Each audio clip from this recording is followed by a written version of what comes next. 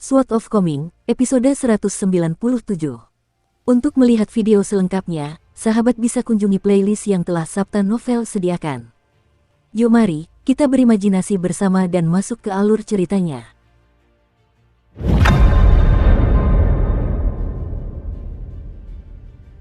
Chen Pingan langsung tersentak mendengar ini. Ini adalah reaksi naluriah, seperti bagaimana anak laki-laki berbaju biru dan gadis kecil berbaju merah muda membeku saat melihat Zigui. Sebenarnya, reaksi semacam itu tidak ada hubungannya dengan seberapa tinggi basis kultivasi seseorang. Sebaliknya, ini murni karena aura yang luar biasa. Seniman bela diri murni. Dalam beberapa hal, ini kemungkinan besar merupakan hakikat deskripsinya, murni. Saat itu, Song Changjing juga tidak melakukan apa-apa saat berdiri di kantor pemerintahan di kota kecil itu. Namun, kultivator pedang Liu Baqiao, yang juga memiliki basis kultivasi yang cukup mengesankan, merasa seluruh tubuhnya seperti ditusuk jarum. Terdengar suara ledakan keras. Chen Pingan baru saja hendak melakukan sesuatu untuk berjaga-jaga jika terjadi sesuatu yang tak terduga, tetapi ia langsung terlempar mundur sebelum sempat berbuat apa-apa. Ia terbanting keras ke dinding bangunan bambu sebelum jatuh terkulai lemas ke lantai. Ia sempat meronta sejenak, tetapi akhirnya berhasil duduk dengan punggung bersandar ke dinding. Darah merembes dari sudut mulutnya, dan ia tak bisa berdiri lagi. Pria tua itu menyilangkan tangannya setelah menendang perut Chen Pingan, lalu menatap tajam ke arah anak laki-laki yang sedang merana. Ia terkekeh dingin dan berkata, "Beraninya kau membiarkan pikiranmu melayang saat berhadapan dengan lawan. Kau benar-benar mencari mati." Chen Pingan mengulurkan tangan dan menyeka darah dari sudut mulutnya. Setelah mengembuskan napas perlahan, ia berdiri di depan dinding, seolah-olah sedang menghadapi musuh yang tangguh. Dunia memberitahu kita bahwa hanya ada 9 tingkatan seni bela diri, tetapi dunia gagal menyadari bahwa ada pemandangan yang lebih agung di atas tingkatan ke-9, kata lelaki tua itu dengan tenang. Kau baru saja mencapai pintu tingkatan ketiga, tetapi kenyataannya, fondasimu untuk tingkatan kedua hanya pas-pasan. Jika aku tidak muncul, dan jika kau telah maju ke tingkatan ketiga karena mengejar kecepatan kultivasi, kemungkinan besar kau akan menghancurkan fondasimu untuk mencapai tingkatan ke-9 di masa depan.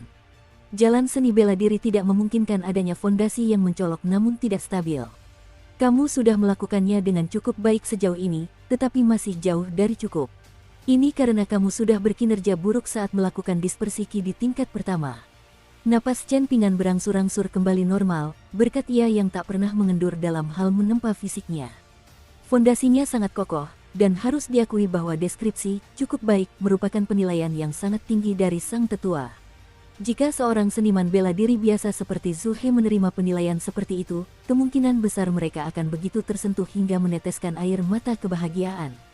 Namun, Chen Pingan belum memahami hal-hal ini, jadi dia hanya bisa menjawab dengan suara gemetar, "Terima kasih atas penilaiannya."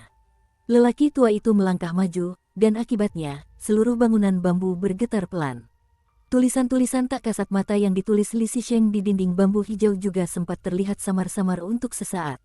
Cahaya murni dan tak terlihat mengalir dari tulisan-tulisan tersebut, dan pemandangannya sangat mirip dengan botol bulan yang megah yang melepaskan isinya ke sungai pada masa itu. Sungguh pemandangan yang memikat. Pria tua itu menyadari hal ini, tetapi ia tidak menghiraukan hal-hal eksternal ini. Sebaliknya, ia terus menatap Chen Pingan sambil mengungkapkan, tingkat embrio tanah liat adalah tingkat di mana seseorang perlu menemukan ki bawaan mereka dan membangun kerangka dasar untuk seni bela diri mereka. Ki ini akan bertindak sebagai pilar, dan ki ini akan bertindak sebagai dinding tinggi.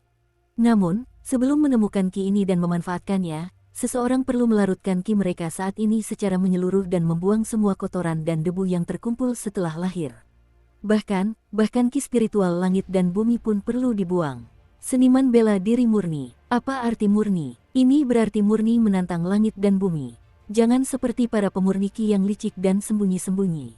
Pada akhirnya, mereka hanya akan menjadi antek-antek yang hanya bisa hidup di bawah belas kasihan tuan mereka. Chen Pingan hanya mengerti sebagian dari hal ini. Lagi pula, jauh di lubuk hatinya, ia tidak setuju dengan semua pernyataan lelaki tua itu. Sudut bibir lelaki tua itu melengkung membentuk senyum, dan ia mencibir, tingkat kedua sering disebut tingkat janin kayu, meskipun kurasa menyebutnya tingkat ukiran gunung akan lebih baik. Orang-orang selalu membicarakan tentang makhluk abadi dari pegunungan, jadi seniman bela diri harus berusaha menghancurkan pegunungan ini dengan satu pukulan.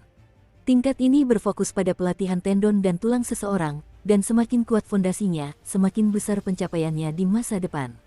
Jika fondasi seseorang cukup kuat, pencapaian mereka di masa depan tidak akan lebih lemah daripada para Vajra yang tak terhancurkan dari sekte Buddha atau para Vajra murni dari sekte Tao. Seniman bela diri seperti kita juga dapat menempa fisik kita hingga mencapai tingkat stabilitas tertinggi. Bagaimana dengan para kultivator militer? Mereka tidak termasuk dalam kategori apapun, dan jalan yang mereka tempuh berbahaya dan tidak lebih dari sekadar jalan pintas. Mereka benar-benar lelucon. Para kultivator militer memang memiliki jalan pintas yang ampuh, dan selain memanggil dewa dan dirasuki oleh dewa, mereka juga dapat memelihara jiwa heroik di titik akupuntur mereka. Jiwa heroik adalah sejenis jiwa yin yang kuat secara alami yang tidak akan hilang setelah kematian seseorang, dan setelah berhasil menyatu dengan jiwa seorang kultivator, wujud mereka akan menjadi seperti kuali pil Taois tempat api dan air menyatu. Ini bisa dianggap sebagai jalan lain, dan juga bisa dianggap sebagai teknik yang sangat ampuh. Namun, menurut lelaki tua compang camping itu, metode kultivasi militer ini bahkan tidak layak disebut-sebut.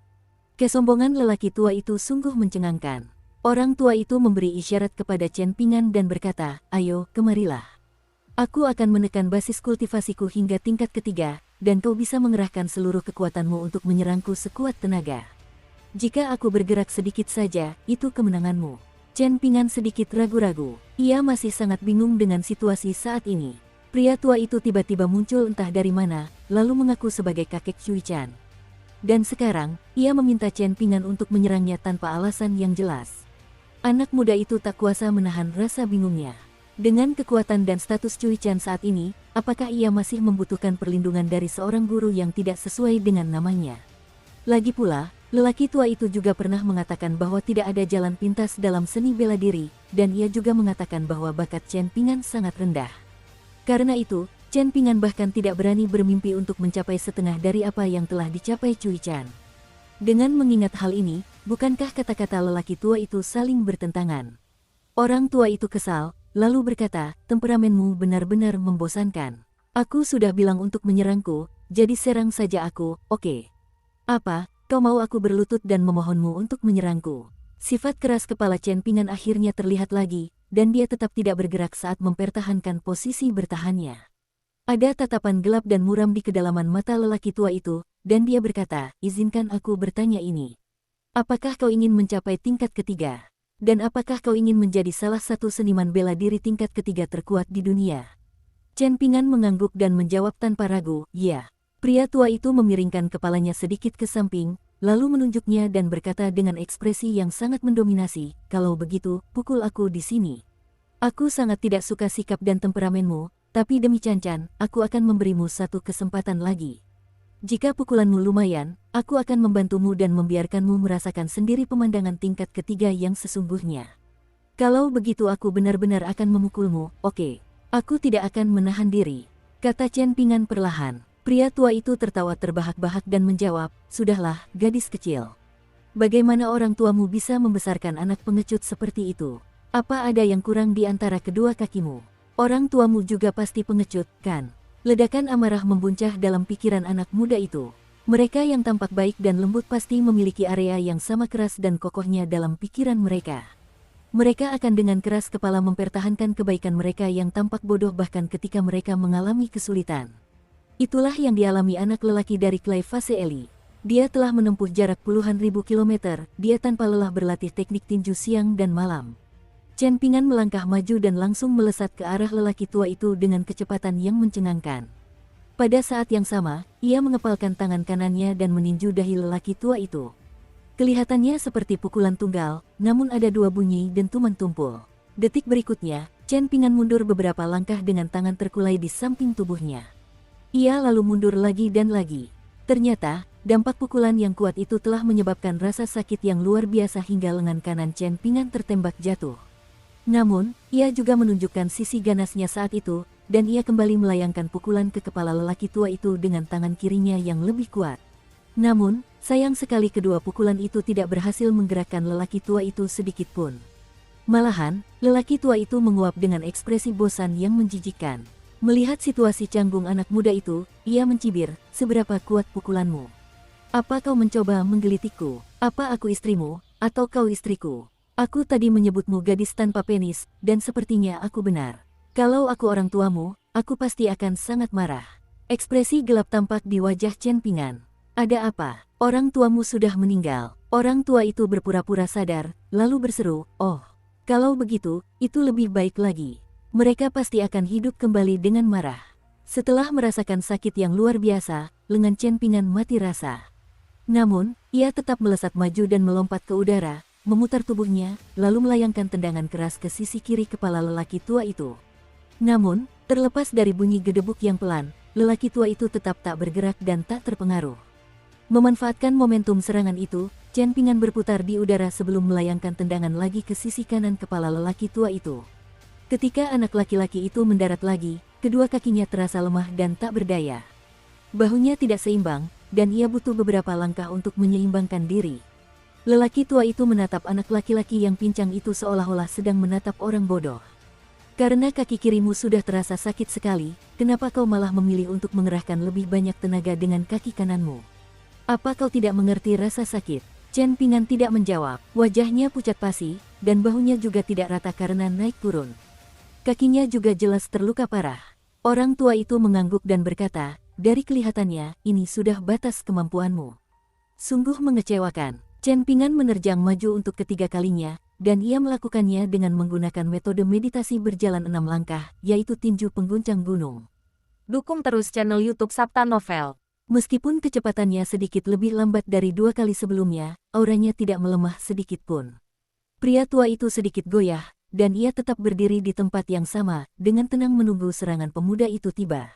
Setelah melakukan meditasi jalan berkali-kali, niat tinju dari tinju pengguncang gunung telah menyatu dengan jiwa Chen Ping'an. Meskipun lengan dan kakinya terluka, auranya masih tampak cemerlang ketika ia mulai melakukan meditasi jalan. Setelah Chen Ping'an yang berwajah pucat namun penuh tekad selesai melakukan meditasi jalan, ia mengetukkan kakinya dan melompat tinggi ke udara. Ia kemudian mengangkat kepalanya dan melayangkan pukulan keras dan dahsyat ke dahi lelaki tua itu. Chen Ping'an bersandar dan jatuh ke lantai. Ia terengah-engah, dan matanya dipenuhi ketidakberdayaan. Orang pintar mengerti perlunya mundur dalam menghadapi kesulitan. Sedangkan kau, anak muda, kau jauh lebih rendah dari mereka. Namun, tidak pintar itu benar. Jika kau ingin menjadi seniman bela diri sejati, kau tidak perlu terlalu pintar. Lagi pula, orang pintar pada akhirnya bisa menjadi korban dari kecerdikannya sendiri. Karena alasan ini, aku akan. Ekspresi setuju akhirnya terpancar di wajah lelaki tua itu, dan dia tersenyum lebar saat melangkah maju dan melanjutkan, hadiah untukmu dengan tendangan. Tendangan itu secepat kilat dengan kekuatan yang sangat kecil, dan tepat mengenai pelipis anak laki-laki yang sedang terbaring di tanah. Chen Ping'an mengerahkan seluruh tenaganya untuk mengangkat lengannya guna menangkis tendangan ganas ini. Akhirnya, ia terbanting ke dinding dengan lengan terkepal erat di kepalanya. Ia meringkuk di sana, dan tak ada 1 inci pun bagian tubuhnya yang tidak terasa sakit. Pria tua itu berdiri diam dan menatap anak laki-laki muda yang menyedihkan itu. Aku sudah memahami sepenuhnya dasar-dasar seni bela diri Anda. Apa yang kita lalui tadi hanyalah hidangan pembuka, dan bagian yang benar-benar menyakitkan dari proses ini baru saja akan dimulai. Keluarlah dan beritahu mereka terlebih dahulu. Suruh mereka menyiapkan bak mandi besar dan ramuan obat terbaik.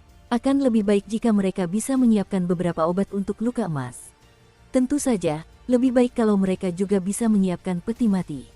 Haha, aku takut kau tiba-tiba bunuh diri karena tak sanggup menanggung hukumannya. Kau tahu, itu juga tidak terlalu buruk. Setidaknya kau bisa berkumpul kembali dengan keluargamu di bawah tanah. Chen Ping'an beristirahat selama 15 menit penuh sebelum akhirnya bisa berdiri dan terlatih-tatih keluar ruangan dengan susah payah. Sesampainya di koridor, ia melihat anak laki-laki berbaju biru dan anak perempuan berbaju merah muda saling berpandangan. Selain mereka, ada juga Dewa Gunung berbaju putih yang tampak sedikit senang dengan kemalangan Chen Ping'an.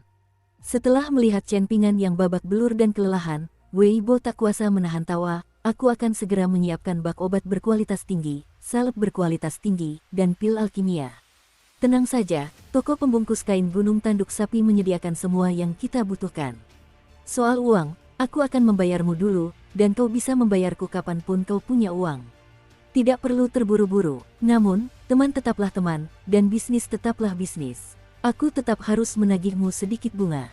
Chen Ping'an mengangguk dan menyunggingkan senyum yang bahkan tampak lebih mengerikan daripada seringai yang paling mengerikan. Setelah Weibo pergi, ia menjatuhkan diri ke lantai dan menyandarkan punggungnya ke dinding. "Guru, apakah berlatih teknik tinju itu menyakitkan?" tanya anak kecil berbaju biru itu dengan lembut. Terduduk lemas di lantai, Chen Pingan tanpa sadar menggigil saat dia menjawab dengan ekspresi getir, "Ini sangat menyakitkan." Bocah lelaki berbaju biru itu telah menyaksikan sendiri semua latihan meditasi berjalan dan berdiri Chen Pingan di tengah angin dan salju, dan ia mengakui bahwa rasa sakit dan kesulitan melakukan hal ini dengan fisik seorang seniman bela diri kelas 2 adalah sesuatu yang tak tertahankan baginya, apapun yang terjadi. Ini sungguh menyiksa. Ini bukan rasa sakit seperti lengan terpotong dalam sekali tebas, yang menyebabkan darah muncrat kemana-mana dan korban menangis terseduh-seduh. Sebaliknya, ini adalah rasa sakit di mana daging dipotong perlahan menggunakan pisau tumpul. Rasa sakit di mana bernapas pun terasa seperti menghirup angin kencang dan menelan bilah pedang yang tak terhitung jumlahnya. Akan tetapi, jika Chen Pingan saja merasa latihannya saat ini menyakitkan, maka bocah kecil berbaju biru itu benar-benar tidak dapat membayangkan betapa menyiksanya rasa sakit yang dialaminya. Gadis kecil berbaju merah muda itu berbalik dan mulai terisak pelan.